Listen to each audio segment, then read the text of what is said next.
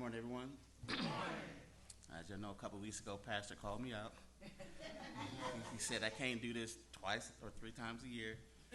So I made a vow. I said, I'm always going to be ready. All right. It's a stretch for me because I was going to say it's a stretch for me. But every time you see me up here, every time you see me in this building, I'm going to have something ready All right. that the God has blessed me to write, to give to you. So it might be kind of weird on some of the subject matter, but this is what the Lord has given me. All right. This one is titled, My Storm.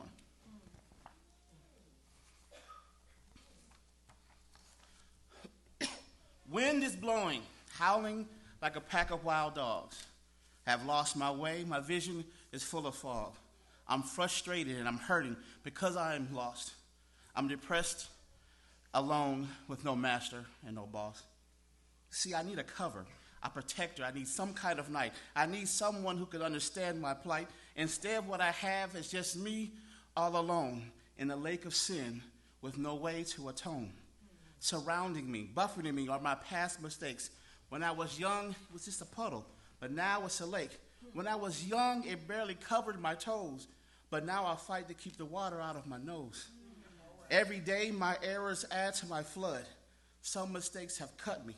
In the water is my blood. Some mistakes are now burdens, anchors weighing me down, getting heavier and heavier as they try to make me drown. I don't know when my life got this bad. I can't remember when my life got this sad. I can't enjoy nothing. For the fear I will go under. I can't see the sun, just see the lightning and hear thunder. You can't tell just by looking at me that I'm heartbeats away from utter defeat. The smile that I flaunt is just a mask that I wear because behind my veil, my heart is in need of repair. I am not stable, floating in the middle of this water. Waves throw me, rocks cut me, my body suffers the slaughter. Mixed in with the howl of the wind is a voice that says, just give in to the sin. Jelani, you will never win, and that your torment will never end. The wind says that I deserve nothing but painful weeping. I planted these seeds, and just as it serves with its reaping, I shut my mouth and accept my justified fate. I close my eyes because redemption for me is too late. For a moment, I give up, and to the bottom of the lake I head. For a heartbeat, I quit, and I just wish that I was dead. For an instant, I don't care about anything, but it's at that second that I hear the angels sing. Now, how can I hear a song over this tempest saying that I'm not alone, that I'm eternally blessed? Words that encourage me to never get up, that I'm still loved even though I feel corrupt. So I see a glow from my side, so I try to face the light.